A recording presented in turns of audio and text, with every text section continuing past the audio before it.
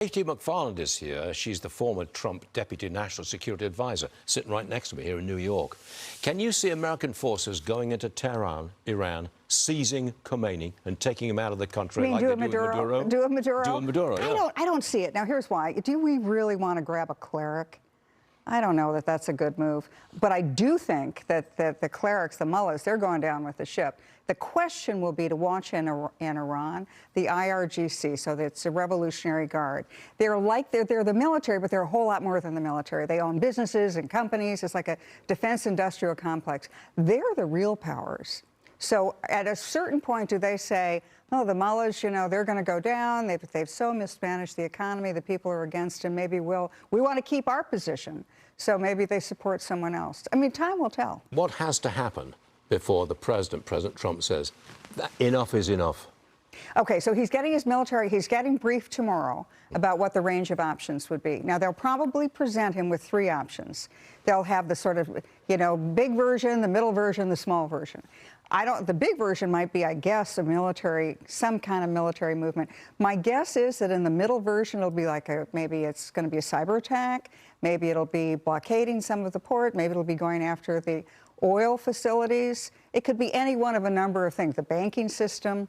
And then the middle option is strong, you know, the little bad note, don't do that, boys. That's kind of the Biden option, and I don't think President Trump's going to do the Biden option.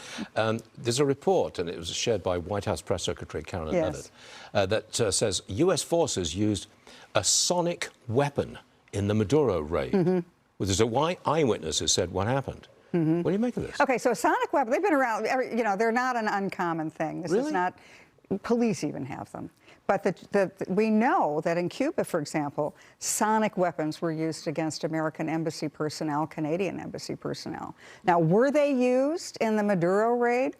Don't know, but it certainly is a thought that people were like suddenly fell to the ground, bleeding from the nose, bleeding from the ears. That is a real deterrent to anybody who's protecting bad guys that Americans don't like.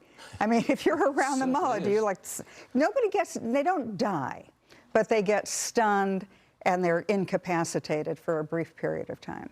Lord, I didn't know we had that kind of stuff, but there we do. One last one for you, Katie.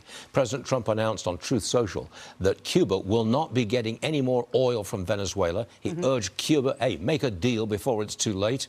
You think they'll make a deal? I don't think the top guy will make a deal because they're ideologues, they're zealots, they're going down the ship. The question will be, will the next tier of leaders in Cuba want to make a deal? Because they're not going to have any money in about a week's time. They're not going to be able to feed their people. They're not going to have gasoline. They're not going to have anything.